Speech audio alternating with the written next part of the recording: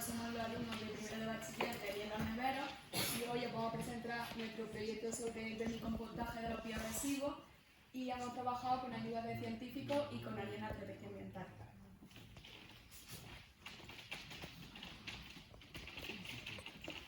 Antes de empezar con nuestra presentación debemos introducir dos conceptos clave para poder entender nuestro trabajo. El primero de ellos es el concepto de bioresiduos. ¿Qué son los bioresiduos? Son residuos de comida y vegetales procedentes de cocinas, restaurantes y zonas verdes. Se caracterizan por ser muy húmedos, sobre todo los restos de comida, muy abundantes, tener gran cantidad en materia orgánica y nutrientes para las plantas y ser muy biodegradables, sobre todo los restos de comida. En cuanto a su gestión, debemos decir que en el transporte de estos residuos se emiten muchos gases de CO2, lo que supone un alto coste y que se ve reflejado en nuestros impuestos.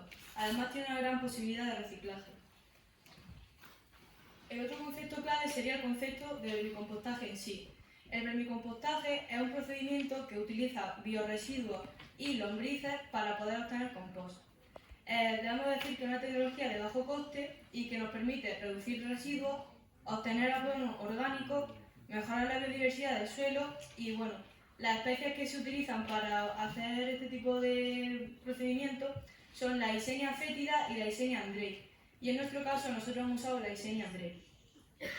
En cuanto al ciclo biológico de las lombrices durante un vermicompostaje, debemos decir que es de 1 a 2 meses dependiendo del residuo y las condiciones. Podemos encontrar las lombrices en sus diferentes estadios, en cápsula, en estadio juvenil, en estadio adulto y en estadio adulto con clitelo. Esta última fase es cuando las lombrices se pueden reproducir. Por último, decir del vermicompostaje que tiene 3 etapas. La primera sería el preacondicionamiento, la segunda el vermicompostaje en sí y por último la maduración. Los objetivos de nuestro proyecto han sido evaluar la viabilidad técnica y social del vermicompostaje de bioresiduos de la EZ, estimar la producción de los bioresiduos y optimizarlo, estudiar el proceso químico y biológico del vermicompostaje y identificar parámetros que sean adecuados para el proyecto y conocer la percepción social de los trabajadores de la EZ. En cuanto al procedimiento experimental, llevamos a cabo una percepción social de los trabajadores de la estación experimental del CEDIN, que consistía en una entrevista al investigador Rogelio Nogales para poder conocer la ciencia del vermicompostaje. Por otro lado, elaboramos una encuesta, es decir, el formulario de Google, que lo enviamos a la lista activa de correo de la EZ. De ahí pudimos obtener respuestas de 46 personas, que correspondían entre un 10 y un 20% de la población activa de la EZ.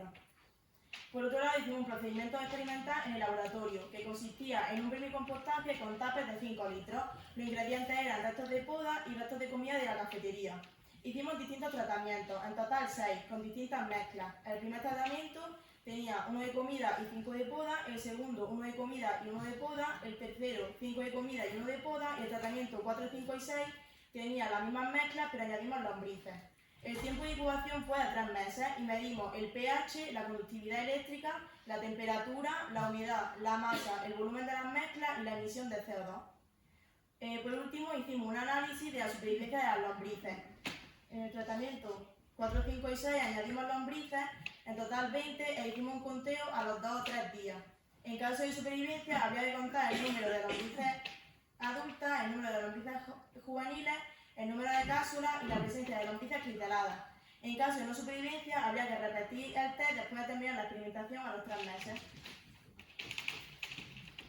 En la encuesta que se realizó a los trabajadores de la estación experimental del CEDIN, se les preguntó acerca de si creían que tenemos la obligación de separar la fracción orgánica de la inorgánica de los residuos municipales.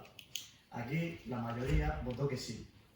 La siguiente pregunta trataba acerca de si eran conscientes o no de que nuestro municipio ha implementado el 5.º contenedor para echar solo restos orgánicos, a lo cual también respondieron la mayoría que sí.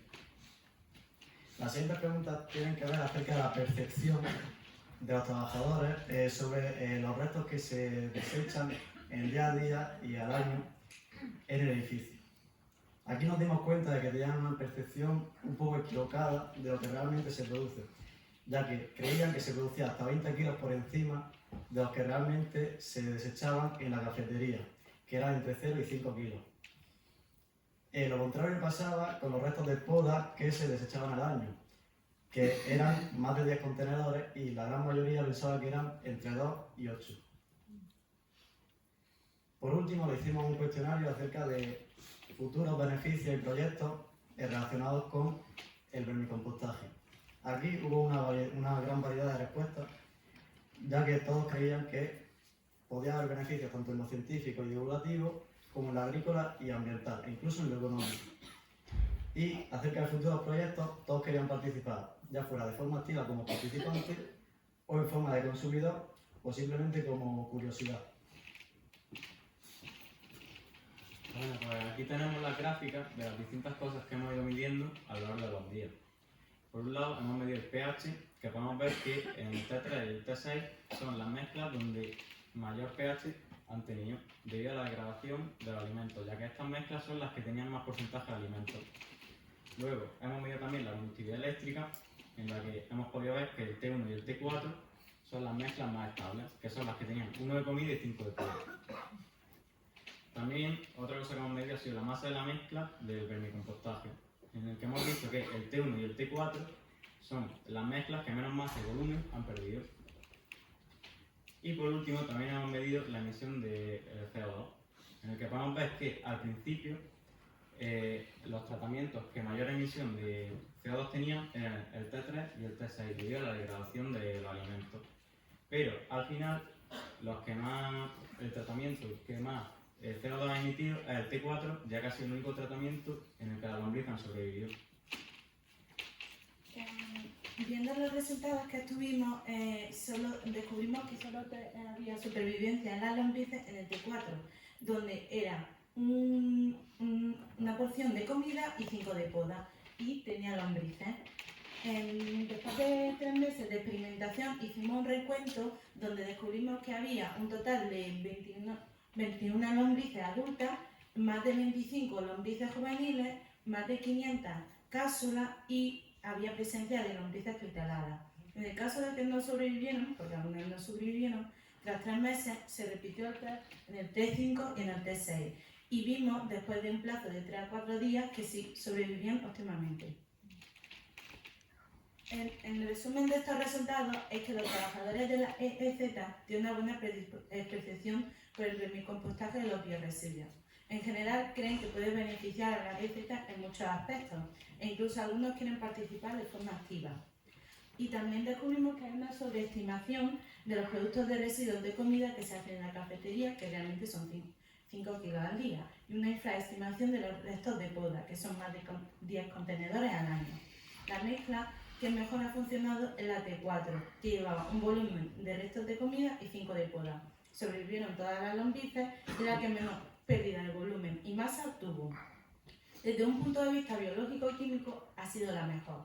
Y las otras mezclas descubrimos que necesitaban un preacondicionamiento de varios meses para que este proceso se hiciese posible. Las conclusiones finales que hemos obtenido es que el vermicompostaje es una tecnología viable para el tratamiento de los biorresiduos de la EZ, que cuenta con una buena aceptación por parte de los trabajadores y que la receta óptima es un volumen de comida y 5 de poda, que es justamente la proporción que se produce en la EZ. For future perspective, we trying to expand the sociological studies and taking into account the socioeconomic level. We also conduct a large-scale. We want to conduct a large-scale experiment that is implant the vermicomposting process into the AAC, taking into account the time that requires the preconditional phase. And we also try to to extrapolate the process into a domestic environment and, in our case, into the school. And also assess the possibility of achieve energy efficiency during this process. Thank you very much.